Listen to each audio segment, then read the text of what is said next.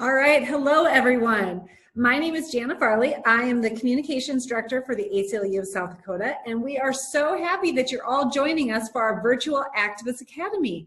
It's hard not seeing everybody's faces. You know, we're just kind of talking to a room here, but we know that because South Dakota is such a huge state geographically, it's not always easy for someone to get to a presentation like this if it were in Sioux Falls, or if it was in Rapid City, or maybe even Pierre.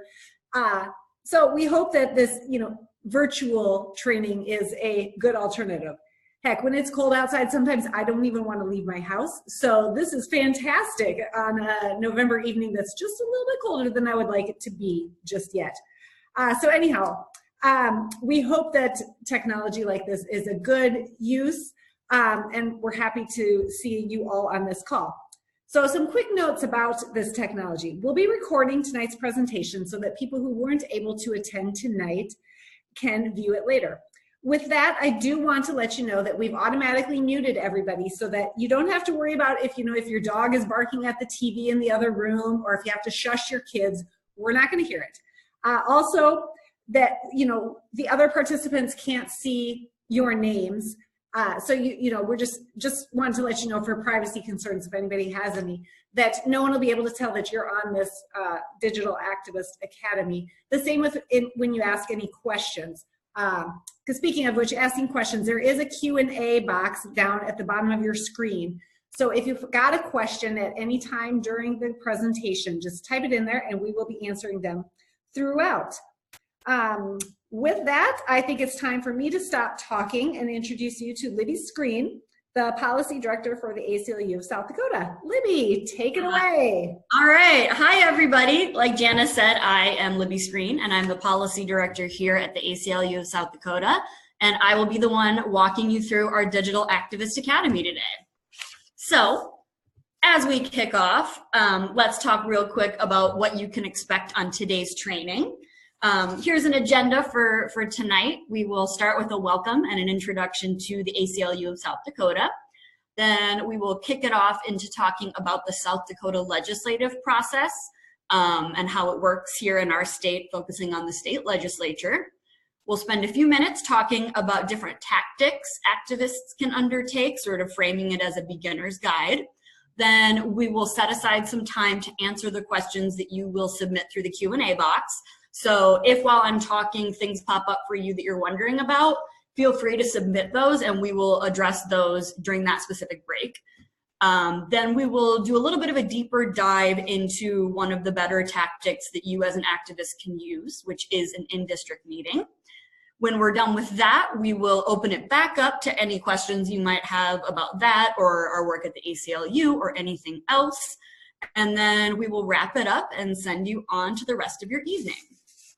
So, in case anyone on the call isn't particularly familiar with our work at the ACLU of South Dakota, I wanted to spend a couple minutes talking about who we are and what we do. So, we are a nonprofit, nonpartisan organization that works in courts, the state legislature, and other governmental bodies, as well as in communities, to defend and advance the civil rights and civil liberties that are guaranteed to everyone in South Dakota under both our state and federal constitutions. I really want to emphasize the fact that we are a nonpartisan organization. That's why I have helpfully included at the top there, we are nonprofit, nonpartisan, seriously, because we do get a lot of questions about that, and sometimes people kind of wonder if we're telling the truth. And I just want to be really clear that we are. We are a political organization, but we work on issues and not specific candidates. And we also don't donate to or work with any particular political party or any other entity within the government, really. We do issue work. So that kind of brings up the question of what issues do we work on?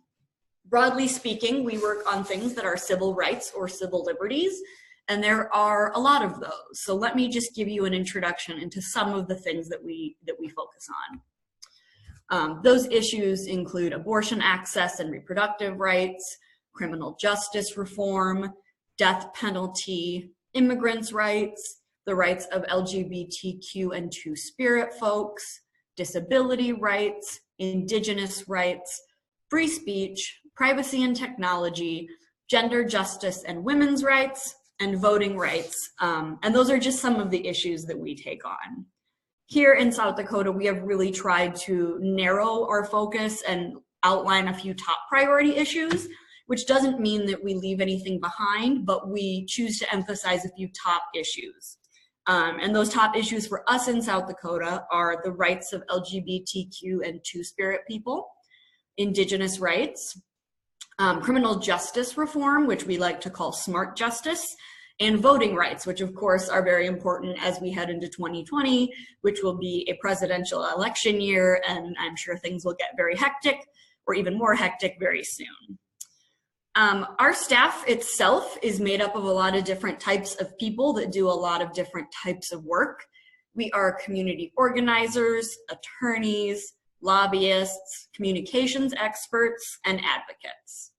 One last thing to note on that is that we do not receive any government funding, and we are not a government organization. In fact, we are usually the ones who are suing the government when the government violates people's rights. So, all of that being said, I want to kick things off with a couple of my favorite quotations that I think can really get us in the frame of mind to talk about activism and what activism is. So this first one is from the Midwest Academy Manual for Activists, and it reads, quote, "It is said that Franklin Delano Roosevelt used to tell his supporters that it was their job to make him do the right thing. He was right. It is our job to help and make elected officials do the right thing." This second quote is one of my favorite quotes, so I apologize if any of you have heard me quote this before, but it comes from Frederick Douglass, and it says, quote, "Let me give you a word on the philosophy of reform. The whole history of the progress of human liberty shows that all concessions yet made to her august claims have been born of earnest struggle. If there is no struggle, there is no progress. Those who profess to favor freedom and yet deprecate agitation are men who want crops without plowing up the ground. Power concedes nothing without a demand. It never did, and it never will." So, the focus of our training tonight is on one of the most important and powerful decision-making bodies in our government, and that is our state legislature. And while we'll be talking about the state legislature almost exclusively today, I want you to keep in mind that many of the general principles of activism and advocacy can really be applied to any elected officials or powerful people who you want to influence. So we could be talking about your city council, your county commission, your local school board, and more. And throughout the presentation, the thought that I want you to keep in the back of your mind and to continue to kind of go back to is, who are the people in power? What do you want them to do? And how can your actions persuade them to do that thing? A little bit about my background. I am the policy director for the ACLU of South Dakota, and I'm also our lobbyist. That means that for the past 5 legislative sessions, I have gone to peer to advocate for civil rights and civil liberties in front of our state legislature. Our 2020 legislative session is starting very soon. That'll kick off on January 14th, 2020. So this is a really good time for us to start having this conversation. And activism and advocacy is really about using one of the most important tools that you have, and that is your voice, right?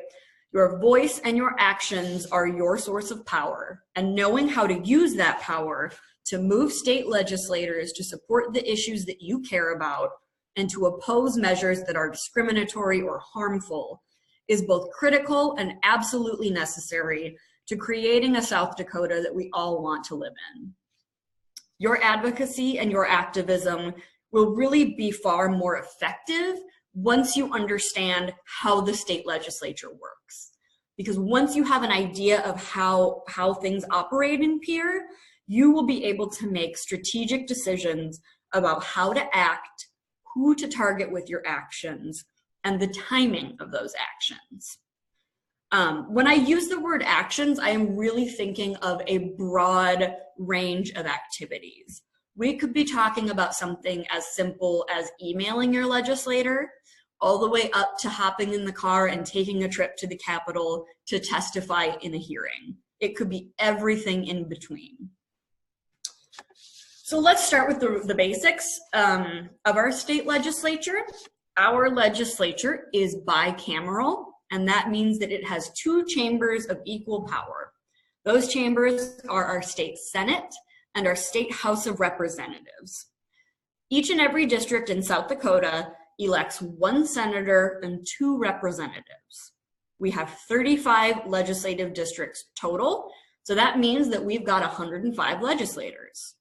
That means that for the vast majority of folks on the training, you have 3 people representing you directly in the South Dakota legislature. The only 2 exceptions to that are districts 26 and districts 28. And what's different about those is that they are broken into A-B districts, meaning that one representative is in charge of representing the A district and a different one is in charge of the B district. In other districts, every other district in the state, your 2 representatives represent the entire district. You'll see on the slide here that our districts change with the boundaries of the US Census. They are redrawn after the census every 10 years, which seems like a good time to put in a plug for the 2020 census. Per the federal constitution, a census will be done in 2020. So when it starts to get warm and it comes into spring and summer and you start to see census workers around and you're getting postcards in your mailbox urging you to get online and fill out the census, make sure you do that. It's important because districts are drawn based on how many folks fill out the census, and for districts to be drawn fairly and representatively for everyone in that geographic area, we have to know how many folks live there. So keep that in mind as we head into 2020. When we're talking about the legislature itself, I think it's important to note the political makeup of our current legislature. So right now, there are only 2 political parties represented in peer. Those are the Republicans and the Democrats. Of our 105 total legislators, 89 of them are Republicans and 16 of them are Democrats. So if you break that down into the House and Senate, we have 70 members total in the House of Representatives. 59 of them are Republicans and 11 of them are Democrats. In our Senate, we've got 35 members total. And of that group, we've got 30 Republicans and 5 Democrats. I should note that right now there are actually 2 vacancies in our state Senate. That is because Senator Alan Solano from District 32 resigned earlier this month. And just this week, Senator Stace Nelson of District 19 announced that he too is going to resign before the 2020 legislative session. So that means that for those 2 senators, the governor will actually appoint their replacements sometime in advance of the 2020 session starting. So each district elects legislators whose job it is to represent the people of their district.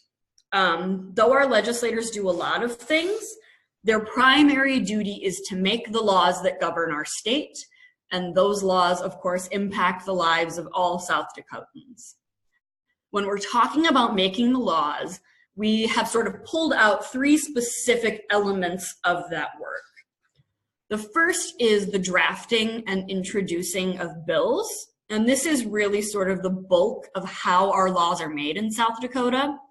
Our legislators will take an idea, whether it's one of their own or perhaps one that one of their constituents suggested, and they will draft a bill to make that idea official state law. Our legislators can introduce as many bills as they want on as many topics as they want within a legislative session. The second key component of making the laws is, of course, debating the merits of various bills that are introduced. Our legislature uses a committee structure to debate and have hearings on bills. So both our Senate and our House are split into committees on different topics. Once a bill is introduced, it will be sent to a committee that will be, and it will be debated by the legislators who sit on that committee.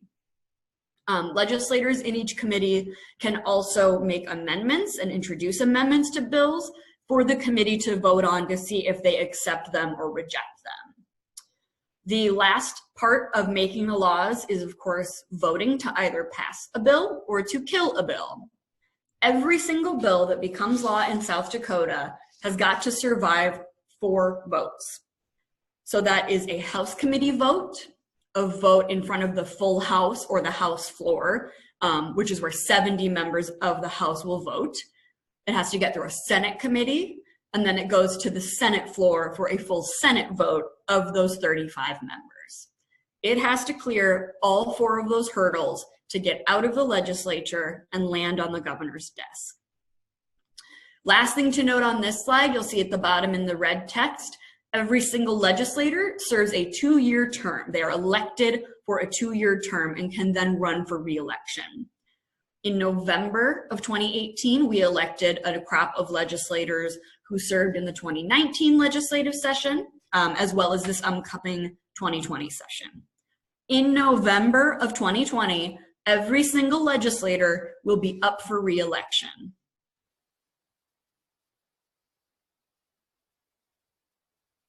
Big advocate focusing on state and local politics, which is not to say federal politics aren't important, but I think what our state legislators and what local folks do impacts our lives far more than the federal government. Let's look real quick at the legislative calendar and spend a few seconds talking about legislative timing. So every single year, South Dakota has a legislative session, and those sessions run for 40 or fewer days, spread from January through March. Our 2020 session has 37 legislative days total. You can see that over here on the left side of the screen with the legislative calendar. I know that on some of your screens it might look a little small or be hard to read. So just know that you can find this online at sdlegislature.gov to get an actual copy of it that you can read. As I mentioned earlier, our 2020 session will kick off on Tuesday, January 14th. The last day of our regular session is March 12th. And then the very last day of session is always reserved for the legislature to consider any vetoes that the governor may have issued. And in 2020, that last date is March 30th. You might be wondering why I'm showing you a calendar and think it's a little bit boring, but it's important. And the reason it's important is because anything you want to get done during the legislative session has to happen on this calendar. There are several really important deadlines on here that I want you to be aware of. Those are deadlines like the last day for bills to be introduced, or the last day for a bill to pass out of the first chamber, things like that. And in my experience, something that I've noticed is that often people will wait too long to start getting involved and contacting their legislators. So whenever you're thinking about influencing a legislator, make sure that you are building in time for them to actually hear your message and make their decisions based on what you are urging them to do or not do. We will switch on over to the Schoolhouse Rock part of the training, how a bill becomes a law. You'll also notice some of those important timing elements as we walk through this. Now, because our legislature is bicameral, which again means that it has 2 chambers, bills can start in either the House or the Senate, and it does not matter which. For the purposes of this flow chart and the visual, we've put them both up here at the same time, but I just want you to make a note of the fact that these things don't occur at the same time in real life. Bills that are introduced, for example, on the Senate side, will work their way all the way through the yellow column, and if they get out of the Senate, they'll pop over to that red House column and work their way down. So just keep that in mind. When bills are introduced, they are first introduced to the full chamber of the House or Senate, and they are simply just read in there. They're read out loud. After that point, they will be assigned to a committee for a hearing and a first vote. Now, we have 12 committees in our state Senate, and we have 12 committees in our House. 10 of those committees meet regularly throughout session, which means they meet 2 to 3 times a week. The committees are generally arranged by broad issue area. Those include the Agriculture Committee, Commerce, Education, Judiciary, Health and Human Services, and so forth. Now, while bills semi-typically are assigned to the committee that makes the most sense based on the issue area, so you might think it's logical for a bill about education to go to the Education Committee, just know that it doesn't always happen like that. Any bill can really go to any committee. And the bill assignments are made by the majority party's leaders in both the House and the Senate. Which committee a bill is sent to can really greatly impact its odds of becoming a law. And committee assignments can be a very political process. My point there is don't rely too much on logic and don't assume that a bill you care about is going to be in the committee on that issue area. So our first committee hearing is the first big test for a piece of legislation. And the process is fairly simple. So the point is to hear the prime sponsor of the bill make their pitch as to why this bill should become a law, and to hear both supporters of the bill and opponents of the bill. Public testimony is taken at these hearings, and legislators can and do ask questions of people who testify. At a committee hearing, anyone can testify either as a proponent or supporter of a bill or opponent of a bill. Often the testimony on either side is made up of legislators, lobbyists, advocates, issue experts, and regular South Dakotans. Every single person on the call could go to peer and testify on a bill if they wanted to. Now, an open secret about committee hearings and committee testimony, they matter, but often legislators will make up their minds on how they are going to vote before the hearing.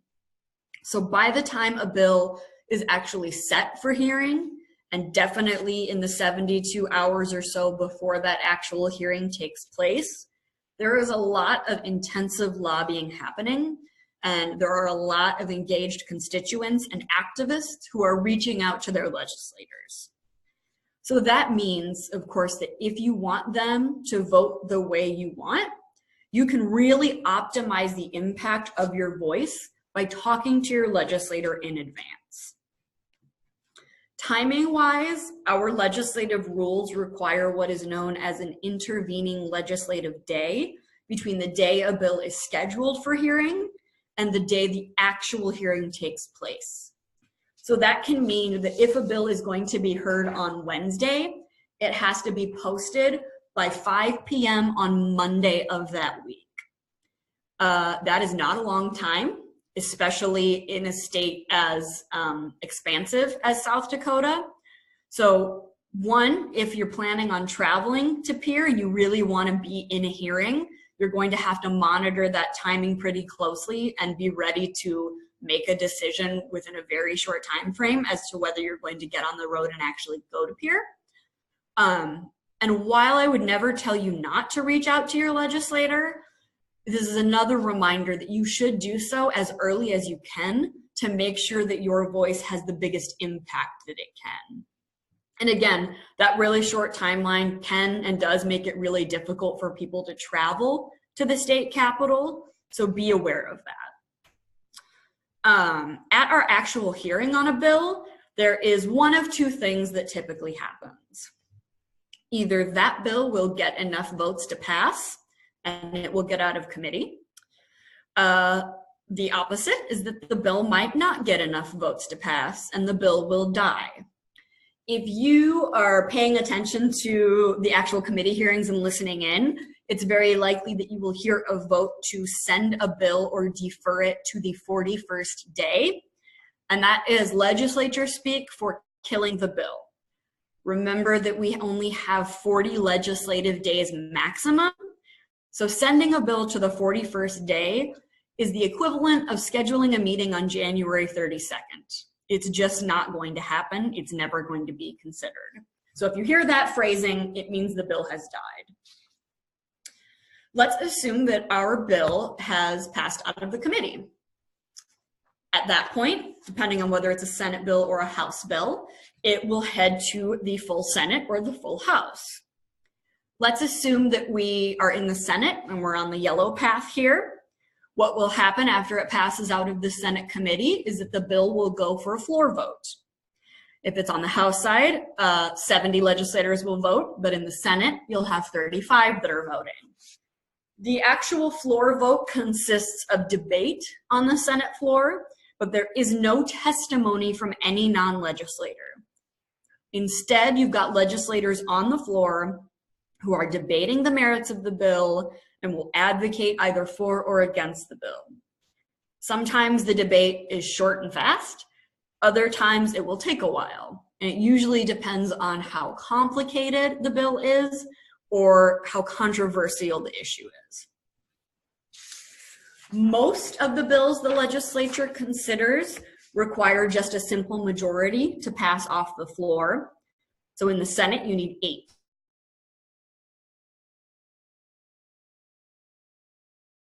Time simple majority rule does not apply is when you have a bill that either has an emergency clause attached or that includes an appropriation or a tax increase.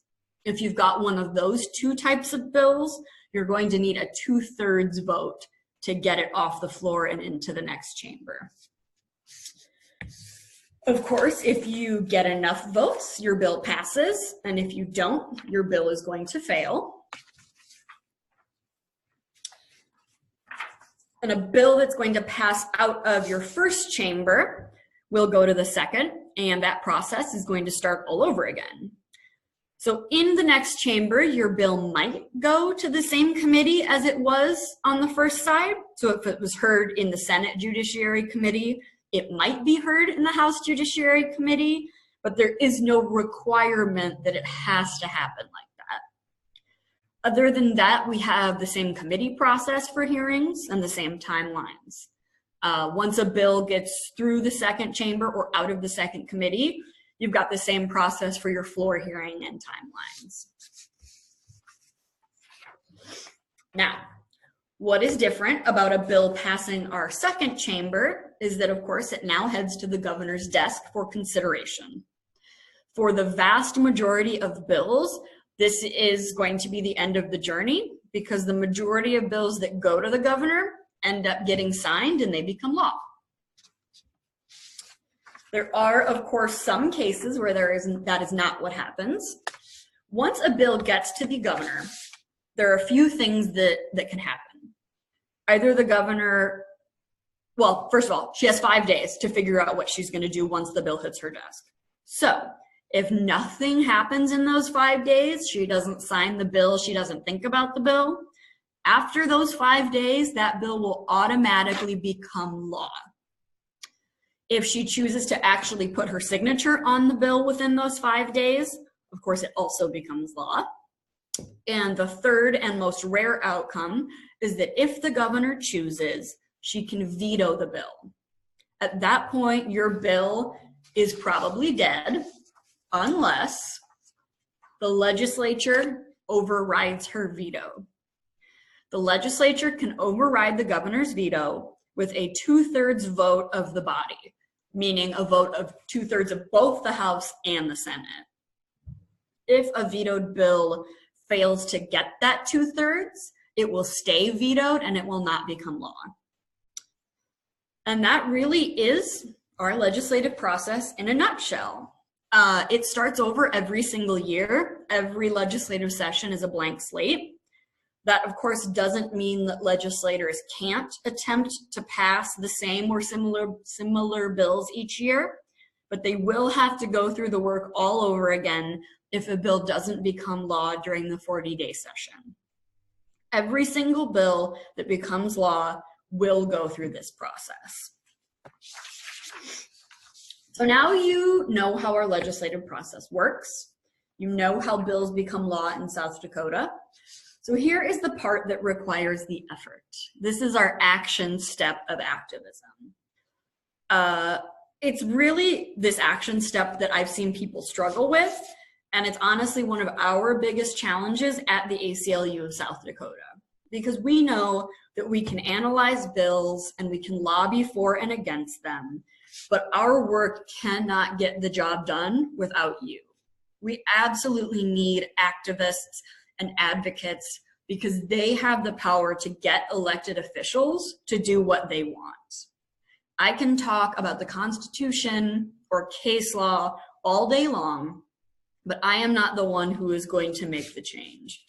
It's all of you and your advocacy that makes that change actually happen. So it's your energy, your actions, your personal stories, and your passions that actually make South Dakota better. I have spent a lot of time at our state capitol over the past 5 years, and I cannot tell you how many times I have watched a good bill die or a bad bill pass while legislators say on the record that they haven't heard from any of their constituents about this issue, and therefore they assume that their constituents don't have a problem. So if a legislator does not hear directly from you on an issue, they assume that you don't care. And so if there is something, a bill or an issue that you really care about, make sure that they are hearing from you. And there are a few ways you can do that, and we're going to pop into the question and answer section in a minute, but let's first talk about ways you can get started on your own advocacy. First things first, research your legislators. You can do that at sdlegislature.gov. If you don't know who your legislators are, you can enter in your address or city on this website and look up who represents you. And you can also look through their voting records and get to know a little bit about how they have voted on the issues. There are a few ways to contact your legislator. In the second half of tonight, we'll talk about meeting with them in person, but you can also call or write them. I think email is good, but calls are better, and ideally, you should do both. We have what is called a citizen legislature in South Dakota, and that means that your senator and your representatives spend 3 months in Pierre, and the rest of that time they are living and working in your community. Our legislators in South Dakota do not have professional staff. They are not like our federal representatives in Congress. Inside the actual state capitol, there are only a few legislators in leadership who even have their own private offices. That's important because it means that when you call the phone number listed, it's for their home or their cell phone. And when you send an email, it's not a staffer who's getting them, it's the legislator directly. That is, of course, an extraordinary amount of access, and activists can and should take advantage of that. A couple quick tips for when you're calling or writing your legislator. It's pretty self-explanatory, but I think it's helpful to walk through these. First, make sure you know your district and the name of your legislator. Take a minute to plan out what you're going to say, whether you're calling or writing. Remember the reason that you're calling or writing. If there's a specific bill, make sure you mention that bill number and topic.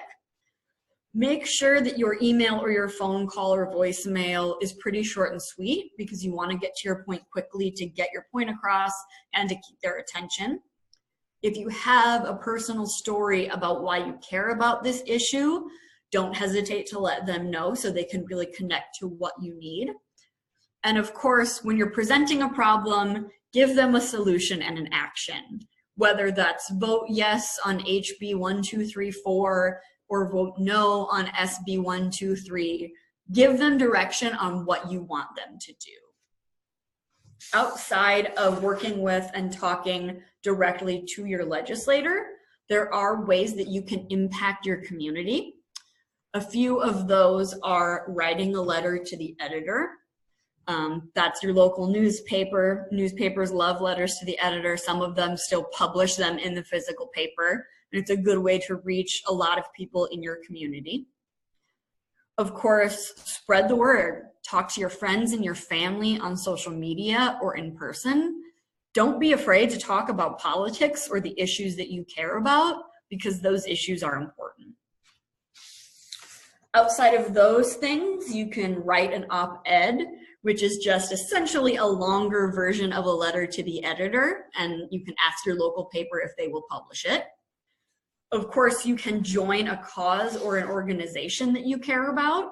And if you look around and there isn't an organization, maybe you're the person who gets that movement started. One of the easier things we can all do is attend a legislative coffee or a Cracker Barrel. These are essentially what town halls are called in South Dakota, and they are huge opportunities to get your voice heard, where you can come together with your legislator and members of your community. Each legislator in each district tends to host one or more of these throughout the legislative session, and they're actually, depending on the community, they can actually be a back and forth. Some of them, like in Sioux Falls, it's a moderated panel where you submit your questions in writing. But either way, it's a way to get face time with your legislator and hear what they have to say and give them your feedback. And the last quick tip, you can join a public march or a protest, or again, schedule one yourself. So we just went over a lot of information. So I would like to pause right now and see what questions you all have. As a reminder, if you have questions you want to submit, you can do that through the Q&A box on your screen.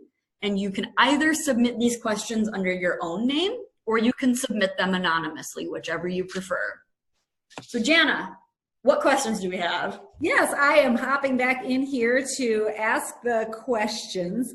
Let's see, Libby, one question we've gotten: should I contact every legislator, or should I only contact the legislators in my district? So my answer is do both. I would definitely recommend starting with your legislators who represent your district. They are the people in your community, and they're the ones who are most directly sort of beholden to you.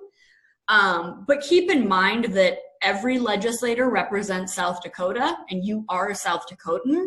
So I don't want you to feel like you can't reach out to legislators who might not be in your district. Just keep in mind that the ones you're a direct constituent of tend to have more of an open ear for you. Okay, good. Do legislators talk about the feedback they've received from their constituents when they're at the Capitol? Yes, that is something that can really signal for a legislator where the public is at on an issue or how their constituents feel. So you can definitely tell in the way they talk about bills, if there is an issue that comes up or a bill and legislators have just been slammed with phone calls and emails, they will use that as a reason to vote a certain way on a bill. I think it's far more dangerous when folks don't reach out and you've got a legislator who says, well, you might think this bill's important, but none of my constituents do, and I know that because they haven't reached out. I think sometimes people can feel discouraged and think, well, my legislator doesn't agree with me anyway, or they never get back to me. And I don't ever want that to be a reason not to send an email, because at the bare minimum, getting those emails in their inbox shows that people are watching them and paying attention to how they vote. And that's really valuable. When should I start contacting my legislators? Right now. Even before session starts? Yes, yeah. And I think that, and we'll talk about this a little bit in the next half, but right now is a really good time to meet with them on maybe more broader issues that you care about. And that's really good because A, there's not specific legislation that has been filed yet, and B, they have far more time outside of the legislative session right now and in the summer and spring to really engage with their constituents. So now is an excellent time to start. And that's okay that even though they're not, technically on duty in session right now, to be contacting them? Yes, because they represent you year round. Just because the legislative session is 40 days or less doesn't mean that they don't represent you every other day of the year. All right, let's see.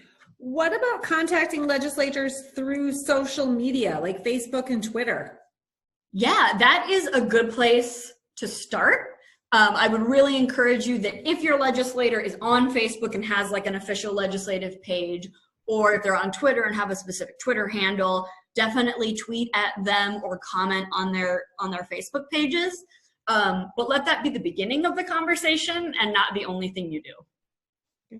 Can legislators block their constituents on social media? They are not supposed to. There have been lawsuits across the nation, and courts have found that legislators are not permitted to block their constituents on social media channels that they are using for official legislative purposes. That's the good news. The bad news is that we know it still happens, and that realistically, to get them to stop doing that, you may have to file a lawsuit, which of course is very time intensive.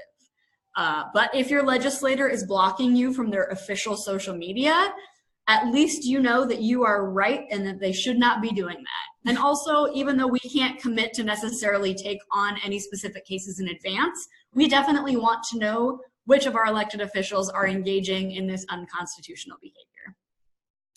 And that, I guess I'll chime in too. If you do need to get in touch with anyone on the ACLU of South Dakota staff, you can email southdakota@aclu.org, and that will get to all of us. The other thing I just wanted to chime in about too, because it's an area I am passionate about, is the letters to the editor that Libby had mentioned. If you are interested in writing a letter to the editor, we've got some helpful tips on aclusd.org. And in fact, if you type in letters to the editor in the search bar at the top of the web page, you'll find our letters to the editor page, where we have listed out every single newspaper in South Dakota, and it's linked to either their form on their website or the email address where you can submit a letter to the editor. So please use it. I think letters to the editor are just a fantastic section in newspapers, and I will say it's probably the most read section. It's always interesting to look at what your friends and neighbors are writing about. So I encourage that. But let's see, another question here. Is it okay to ask where your legislator stands on a specific topic, such as LGBTQ rights or prison reform? Yes, yes, yes, yes. That doesn't mean that you will always get the answer you want. Hopefully your legislator will tell you directly where they stand. But even the simple action of asking puts pressure on them. So absolutely, it is okay to ask that. And hopefully they will answer you directly. All right, all right. I know we've got one other question in the Q&A box, and for the person who submitted that, don't worry, we will get to that. I think it just might be better at the end of the presentation. So with that, Libby, let's move on to part 2. All right. So there we go. Let's move on to our second half of the presentation today and spend some time talking about one of the most effective ways that you can advocate for the things that you care about. And that is meeting your legislator in person, or what we like to call an in-district meeting. An in-district meeting is simply just a sit-down meeting face-to-face with your legislator in the district in which you both live. Now, I know that some folks might think that sounds intimidating or scary, but I want you to keep in mind a few things. First of all, your elected officials, whether we're talking about our state legislators or members of your city council or school board members or anything else, are first regular South Dakotans just like you who live in your community. Second, they also ran for this job and asked the people to elect them, and they are elected for the sole purpose of representing their constituents, and that's you. It is their job as an elected official to represent the people of their district, and you are one of those people. So keep in mind that even though it might feel like a weird power dynamic, you may think of your legislator as an important person. You are the boss in this conversation because you are the voter. First and foremost, in-district meetings really show legislators that their constituents care about what they do. It demonstrates that there are real people in their community that care enough about certain issues to reach out to them and make their voices heard. Let's talk a little bit more in depth about what makes these meetings effective and why they're so useful. Of course, they are meant in the best circumstances to be a conversation where you can get to know the person who represents you and they can get to know you, the person they represent. They also require effort on your part to reach out and arrange a meeting and have that conversation. And that is a really strong signal to your legislator that the issues that you care about are very important to you. They also allow you to make a specific ask for something you want or need and to gain an understanding of whether your legislator will do what you are asking of them. And that can be something really specific, like, will you vote yes on SB 234? Or it can be more general, where do you stand on LGBTQ issues? Anything like that is a specific ask that allows you to learn about where your legislator stands and forces them to make a commitment to you, or at least give you insight into how they are representing you. Lastly, they're convenient, right?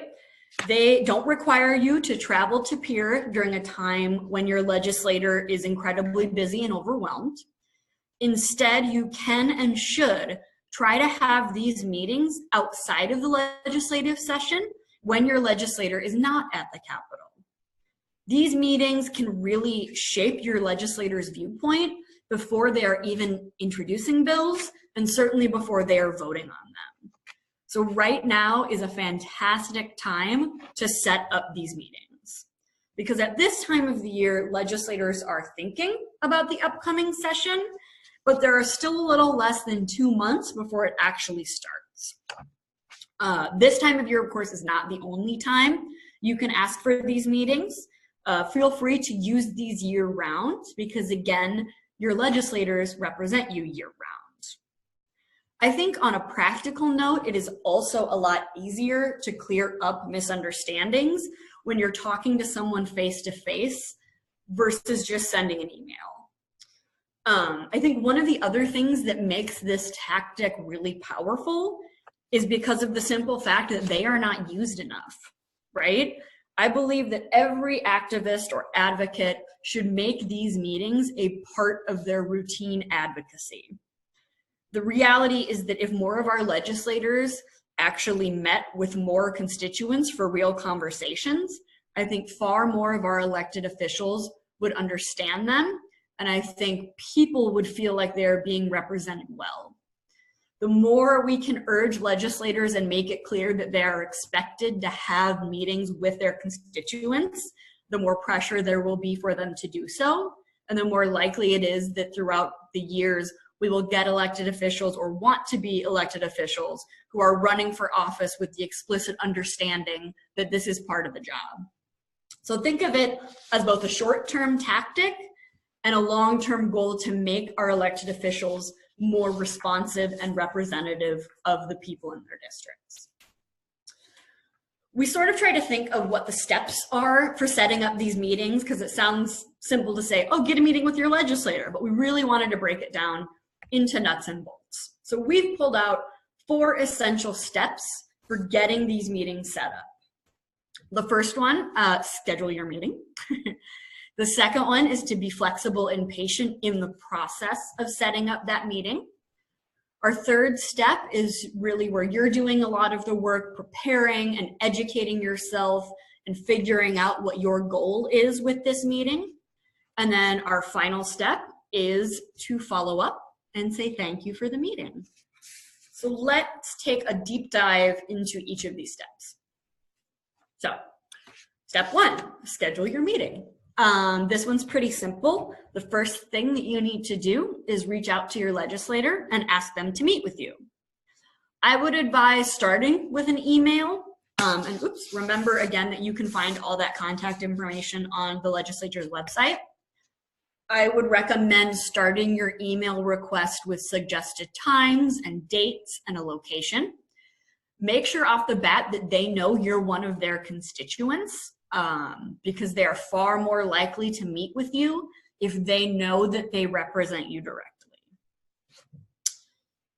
Let them know who will be coming to the meeting. It is totally okay if you don't feel comfortable going alone and if you don't want to take this on solo and would rather bring 1 or 2 other people, but I would strongly recommend not bringing more than 3 people total, and that's including yourself.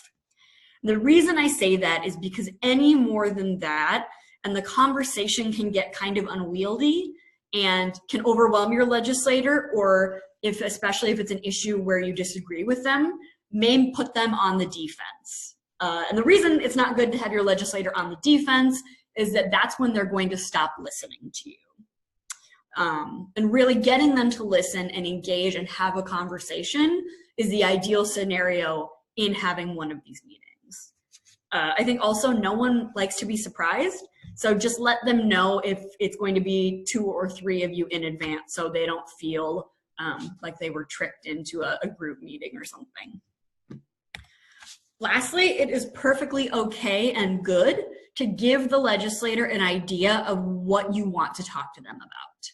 If you have a specific bill in mind, let them know. If you have 1 or 2 issues that you really want to talk about, let them know that as well. So I have put together a sample letter that I would send to one of my legislators to try to arrange a meeting. So I am going to read that to you right now and then point out a few things afterwards. And you may notice from this letter that I'm a big Harry Potter fan, so please don't judge me for being a nerd. Okay, so hello, Senator Potter. My name is Libby, and I'm one of your constituents. I have lived in District H all my life, right at the corner of Owl Street and Hogwarts Avenue. I wanted to reach out to you because I would like to set up a meeting to talk about my hopes for the upcoming legislative session. Specifically, I want to discuss my perspective on criminal justice and how the laws in our state have impacted my family. I'm free to meet anytime during the week of December 16th from 8 a.m. to 3 p.m., and I would love 30 to 60 minutes of your time. Perhaps we could meet at the coffee shop on Hogsmeade Street. I look forward to hearing from you. Sincerely, Libby, my email address, and my phone number. So let's break this down a little bit because there are a few things I included in here on purpose that I would advise you to include in your letter. First, I mentioned right off the bat that I am a constituent, and I threw in some familiar details, the corner of Owl Street and Hogwarts Avenue, to let them know where I live and to give them an image and a reminder that, wow, this person actually lives really close to me or lives in my district. I know right where that is. I also explained right off the bat that I was looking to set up a meeting. I gave them an idea of what I wanted to talk about. I suggested a pretty wide range of dates and times, which shows that I'm willing to sort of work around their schedule and to make this a priority. I also suggested a location. And then at the end, I included several ways for them to contact me, either by email or by phone. So you've sent that letter. We've sent our letter to Senator Potter, and we're waiting to hear back. Step 2 of this is to be flexible and patient. Your legislator might not get back to you right away, and that's okay. Do not be discouraged. If you don't get a response in maybe a week or so, feel free to follow up with a phone call and leave a message. You can find your legislator's phone number on, again, sdlegislature.gov. And remember again that our legislators are citizen legislators, meaning they don't have staff. So when you're sending that email or making your phone call, it's going directly to them. If you call and you leave a voicemail and you don't get an answer and they don't call you back, it's okay to follow up again with another email or phone call within a reasonable amount of time. I think being determined and being okay with maybe being a little bit annoying, but still polite, but a little annoying, shows that you really want this meeting and that you are going to follow up. Of course, be flexible and open, working around each other's schedules. I know scheduling isn't fun and can be really frustrating, but if they're willing to work with you, be willing to work with them. Be aware that you might not be able to get a full hour or a full half hour. That's okay. Even if you can only get a 15 or 20-minute sit-down meeting with your elected official, it's worth it. I will say that it's more likely if you're trying to set up a meeting with a federal elected official that you're going to be really, really time limited. And I don't think it's unreasonable at all to ask your state legislator for 30 to 60 minutes of their time. This one is important. Stay polite, even if you're frustrated. I know that's really hard, but you are trying to meet with the person who represents you about something you really care about. And if you don't get a response, it can be really discouraging or frustrating. But play the long game a little bit, because your odds of eventually getting a meeting are much greater if you stay polite and friendly.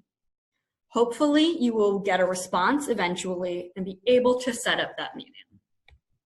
Of course, a practical tip, finalize a time and place for your meeting after you've gone back and forth and had a chance to talk with them.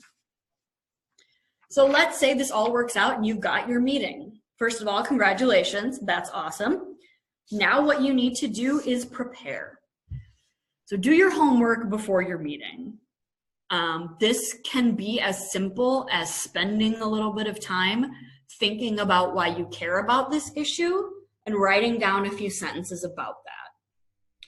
You definitely want to research the issue you care about, but that does not mean that you have to show up with a binder full of data and with a bunch of statistics memorized. If you want to do that kind of research, you can, but if you walk away from tonight's training remembering literally only one thing, I want it to be this, and that is that you are an expert in your own life and that your story and your voice matter. This is a part or a stage, I guess, at which I've seen a lot of people get overwhelmed and decide not to pursue a meeting. Because a lot of folks think that they have to come into a discussion with a legislator as an issue area expert with a full understanding of case law or statistics. That is not your job, okay? If you happen to have some expertise, maybe you're a doctor and you want to talk about a medical issue, of course, feel free to bring that in. But it's far more important for you to come to your legislator as a person and a member of your community, because these issues impact you and they impact the people you love. And what's really going to connect with your elected official is that. It's not going to be data or statistics, right? So remember that you know about your own life. You know how these pieces of legislation make you feel, how they hurt you, or how they support you and make you feel welcome. And that is the most important thing you want to communicate. The last step of this is to set a goal and know what your ask is. Your ask could be something really specific. Please vote for a bill to legalize industrial hemp. Or please vote against any bills that harm transgender youth. Or it could be something far broader. Please speak up for immigrants' rights publicly when you're in the legislature, because that's really important to hear that support. Either way, though, whether it's a specific ask or something more general, make sure that you are asking them to do something. That can, again, feel a little bit weird. A lot of us are very polite Midwesterners, but keep in mind that they represent you. that they have the power that they can use to get you what you want and make your life better. And it's our job to get them to do that. So, a few practical tips for a meeting. You've got your meeting, you've done your research, you're ready. Here are some things to keep in mind. First, be on time. In fact, arrive early. Make sure your meeting starts off on the right foot. Get to your meeting place with a little time to spare so you can get in the zone and get ready and feel like when your legislator sits down, you're ready to go. Make sure you thank your legislator for taking the time to meet with you, of course. If you have something in common, mention it. So we know that South Dakota is a pretty small state, so it's completely possible that your kids maybe go to the same school as your legislator's kids, or maybe your grandparents knew each other, or maybe the two of you went to the same middle school. If you know that you have something in common with them, absolutely mention it, because it's a really good way to connect and sort of start off on the same ground. This one is really important too. If they ask you a question and you don't know the answer, you just say that you don't know. If your legislator asks you a question and you are not sure how to answer it, make sure that you make that clear. Never ever lie or mislead or guess at something. And the reason that's important is because if you're making up an answer or giving wrong or inaccurate information, it can undermine your credibility. Remember that you don't have to be an expert, that they may ask you something you don't know the answer to. I get asked things I don't know the answer to all the time. And I just say, I don't know. If it's something that I think I can find the answer to, I'll say, you know what? Let me look that up or check my sources and I'll get back to you and send you an email. The last one, again, I don't want to nag on it, but stay polite. You know, during your meeting, you might find that you and your legislator disagree or that they're not giving you much information, and that can be really frustrating, but try to stay polite. Don't feel like you have to argue or badger them or go back and forth, because it's their job to listen to you. So make your point, stay cool and calm, and be polite. So you're done, you've had your meeting. That's awesome, I bet it went really well. After your meeting, follow up with any information that you offered to provide. Of course, send a thank you. That could be a card or an email, but either way, make sure that they know you appreciated their time. And then after that, follow up on the legislative session. Watch what they do. See how they are voting on things. If they are acting the way you've asked them to and voting the way you've asked them to, let them know that you noticed it. Send them an email. If they don't, do the same thing. Send them an email and give them a call to let them know that you saw the outcome and urge them to reconsider in the future. It's also totally within your rights and okay to send them an email before a big vote, just to remind them, hey, remember we met back in December and I want to urge you to vote this way on this bill that I know is coming up next week. That's totally okay to do. So here we are to our second Q&A. What questions do we have, Jana? All right, glad to be back asking the questions here. I've got a couple questions here. Should you ask your legislator to meet at a location within your district? You know, where should we set up these meetings? At a coffee shop, a restaurant, the library? If we meet at a coffee shop, should I be buying my legislator coffee? Yeah, I think it's always good to go to a public place. It makes everyone more comfortable. Pick a place within your district that you like. Maybe it's Starbucks, maybe it is the library, wherever you feel most comfortable. If you want to buy them a coffee, you can offer, but you absolutely do not have to. Don't feel like, oh, I want to sit down with my legislator, but I don't want to pay for this cup of coffee. Don't worry about doing that. You don't have to, and that's not an expectation. Good. If I call my legislator at home or talk to him at the grocery store, should I be worried that I'm bothering them or interrupting their private time? No, I mean, that's a pretty simple answer. I mean, of course you don't want to corner someone at the grocery store when they've got their kids with them and talk to them for 25 minutes if it seems like they don't want to talk to you. But they live in your community. They represent your community. You might run into them at the grocery store, and it's okay to stop them and either say, hey, Representative Potter, I live in your district. I'd love to sit down with you. My name is Libby. I'll send you an email, and here's my cell phone number. That's totally okay. Do legislators have to meet with their constituents? Sadly, they don't.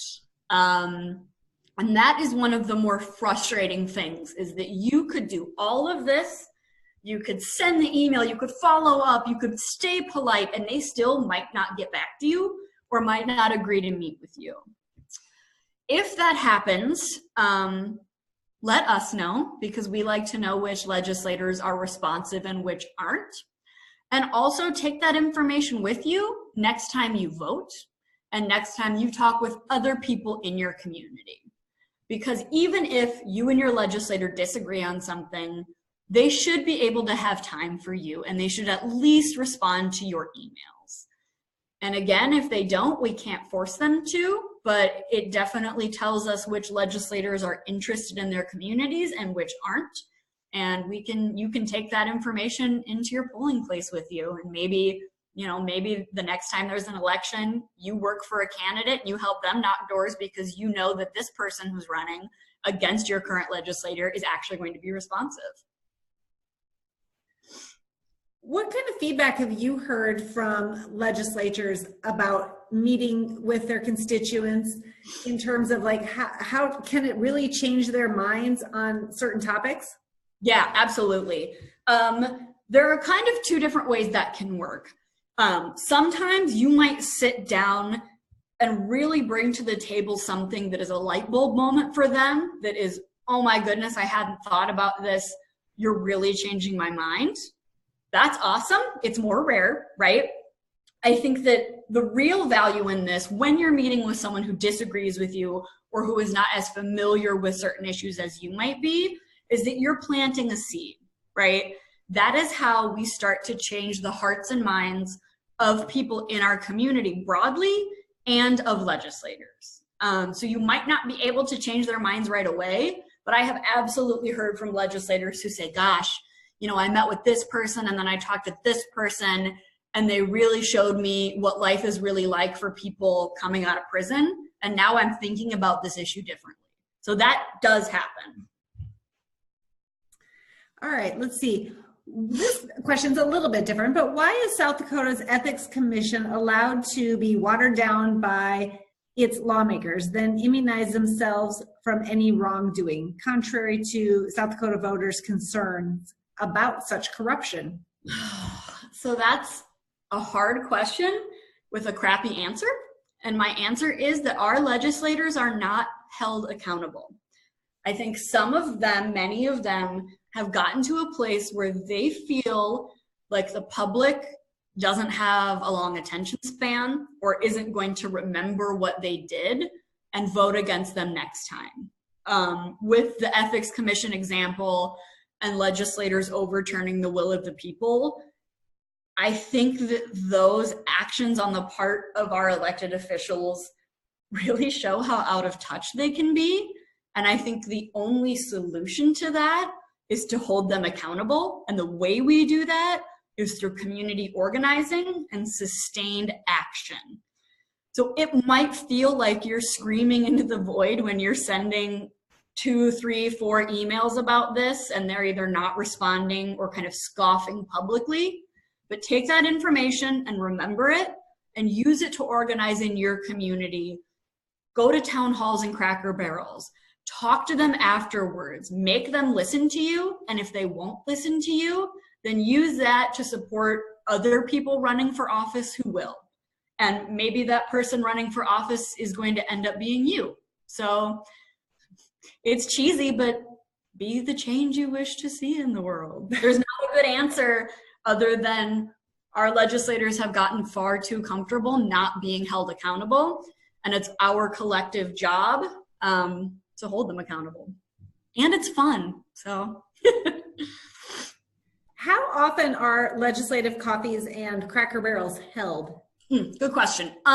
So in Sioux Falls, there are usually 3 to 4 of them throughout the legislative session, and each one of them will have legislators from a different district. It can be a little different in smaller communities.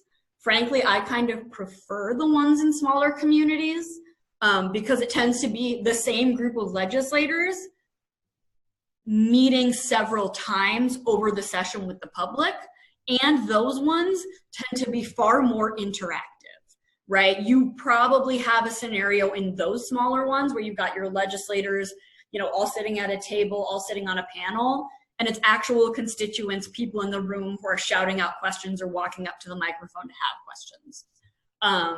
So if you live in a smaller community, definitely take advantage of that. The legislative Cracker Barrel Town Hall coffee schedule isn't out yet, but those tend to come out in January, maybe a little bit into the session. And we always post those. There are lots of groups that do that. We will have that information on our website. So when session is getting started and you want to make sure you check those off, we'll let you know. And different groups and organizations organize these legislative coffees and Cracker Barrels, correct? In most communities, yes. Here in Sioux Falls, I think it's the Chamber of Commerce, sometimes in conjunction with, I think, the League of Women Voters, but don't quote me on that actually hosts these forums. Okay. What kind of topics will the ACLU of South Dakota be focusing on during the 2020 legislative session? Oh, so many things. Off the top of my head, I will give you 3 examples. First, last year, very late in the legislative session, we saw a last-minute push to pass what was known as the Riot Boosting Act, which was essentially a law that criminalized protest against pipelines, because we knew the Keystone XL pipeline was coming through. We knew folks wanted to protest it, and the government wanted to preempt that and scare people out of protesting. Long story short, we opposed that bill. It passed, we sued, and we won. So most of that law is not in effect now and never will be. However, we know that the governor and the legislators want to put in place some sort of replacement. So we will be watching that very closely and seeing what it looks like and making sure that it doesn't violate the free speech rights of everyone in our state. Second, we're coming up on 2020, and we know that it's going to be a huge election year and that there will be lots of voter issues wrapped up in that. Historically, our legislature has not meddled too much with actual voting processes, but last year there was an attempt to shorten the amount of time people had to vote absentee, which would have disenfranchised folks. That bill did not pass, but we know it's an election year and we know things might be coming, so we will be watching that very closely. On the positive side, the Board of Elections has recommended that the legislature pass a bill allowing folks to register to vote online, which would be huge for access and for getting people to register in a way that is convenient for them, because right now you have to fill out a paper form and either drop that off in person or mail it to your county auditor. So when that bill is introduced, we will be advocating for it. And if you're passionate about voting issues, we would love to have you do that as well. Last, it's no surprise to anyone who has paid even a little bit of attention to our state legislature over the past 5 or 6 years that we have seen continued attacks on the LGBTQ and Two-Spirit community, particularly transgender youth. I would love to tell you that that's not going to happen again, but I think realistically it is, and we will be fighting that with all we've got. So if that's something you care about, join us, get active, and let's push back on that and send the message that it's not acceptable, because that's not what we want South Dakota to be. That's, of course, not everything we're doing. I'm sure there will be some criminal justice stuff. We have seen some regressive measures over the past few years to try to lock more people up. We think that's the wrong direction. So we'll be monitoring all of that and working on that pretty closely as well. So there's a lot to do. Yes, there is. All right, let's see. I don't see any other questions in the Q&A box, but if you do think of something later as you're processing this presentation, feel free to send us an email. Like I said, it's southdakota@aclu.org. Otherwise, that I think is it. Libby, do you have any closing thoughts? Yes, I have 2 more slides for you. This one is kind of cheesy, but we tried to think of a visual representation of what we're doing and what activism can do. So we have visualized a boulder of inequality. It's all the stuff in South Dakota that hurts people, that marginalizes people, that takes away their rights or makes those rights inaccessible. And it's your efforts and your stories and your voice that can chip away at that boulder. And over time, it will get smaller and smaller and smaller. And the key to that is showing up, right? Showing up is vital no matter how you do it. My main ask for you is this. Get comfortable being a little uncomfortable, right? The internet is great for sharing information and for connecting with like-minded people. It's a great way to tell your friends what you care about and why, but it is not enough, right? You can start on the internet, but you have to take your activism offline and into the real world. That can mean a lot of different things for you. It might mean showing up to events, legislative coffees, getting on the phone, or going big and scheduling that in-district meeting, or hopping in your car and going to Peer. Whatever showing up looks like for you, I want you to do it and do it again and again, because activism and advocacy is not a check the box thing. It's a practice. And the more you do it, the better you get at it and the more comfortable you are. So thank you for listening to me, for joining us on this. If you have more information, this is our website, aclusd.org. Like Jana said, shoot us an email. We will be sending you a survey after this to get your thoughts on what we could do better and what kinds of trainings you might want in the future. And I hope everyone has a great night. I can't wait to get active with all of you. Thank you all. Thanks, everybody. Good night.